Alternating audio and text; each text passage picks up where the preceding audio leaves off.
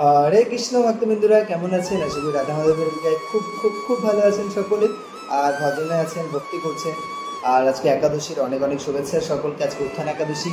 আর আপনারা সকলেই জানেন যে আজকে থেকে বিষমবান ব্রত শুরু হচ্ছে।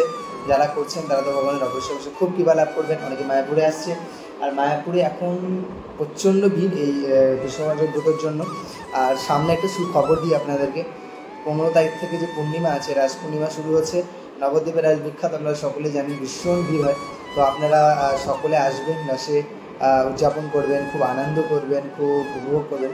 তবে আসার আগে আমার মনে হয় যেটা আপনাদের বলা উচিত যে ঘরগুলো ভাগ করা, মানে ভাড়া করে নেওয়ার চেষ্টা করুন। ঘর ভাড়া করলে সবথেকে খুব ভালো হয়। আর হচ্ছে আপনারা ধরুন যে যারা বিশ্বকর্য করছেন তারা নিয়মটি করবেন, সব কিছু ঠিকঠাক করে পালন করার চেষ্টা করবেন। আর দেখুন, আমাদের জীবনের একমাত্র উদ্দেশ্য এবং সমস্ত কিছুর বেশি দায়িত্ব হচ্ছে ভগবানকে ভালোবাসা। কারণ আমরা সকলেই যেন চেষ্টা করি যে আমরা ভগবানকে ভালোবাসতে পারি। কারণ যেই সমস্ত জীব ভগবানকে ভুলে গেছেন তারাই কিন্তু কষ্ট ভোগ করছেন। সেই জন্য আমাদের একটাই উচিত এবং একটাই কাজ করা উচিত, আমরা যেন সবসময় কৃষ্ণ ভাবনার মতো সঙ্গে সঙ্গে জড়িত থাকতে পারি এবং ভগবানকে ভালোবাসতে পারি। তাহলে কিন্তু আমাদের জীবনে কষ্ট, দুঃখ এগুলো থেকে মুক্ত হতে পারবো। সত্যি কথা, দেখুন, আমরা যারা ভগবানকে ভালোবাসতে পেরেছি এবং ভগবানকে ভালোবাসি, আমাদের জীবনে কিন্তু অনেকটাই ঠিক জলের স্রোতের মতো হয়ে গেছে। কারণ আমাদের উচিত আমরা যেন সকলে ভগবানকে ভালোবাসতে পারি, ভগবানের সেবা করতে পারি, ভগবানের সঙ্গে জুড়ে থাকতে পারি, এটাই। কারণ আমরা সকলেই যেন একে অপরের সহায়তায় সাহায্য করতে পারি। তো এটার মূল লক্ষ্য হচ্ছে ভগবানকে ভালোবাসা, ভগবানের প্রতি প্রেম বিধান করা।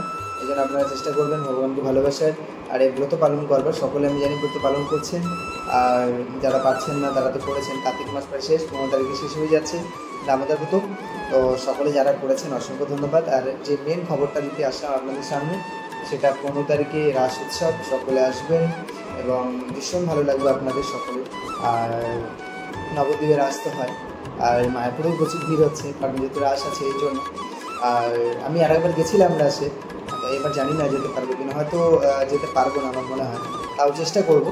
তো আপনাদের সকলে আসবেন। আর আসার আগে যে কাজগুলো বলছি, ঘরগুলো কিন্তু বুক করে আসার চেষ্টা করবেন, তাহলে একটু বিপদে করতে পারেন।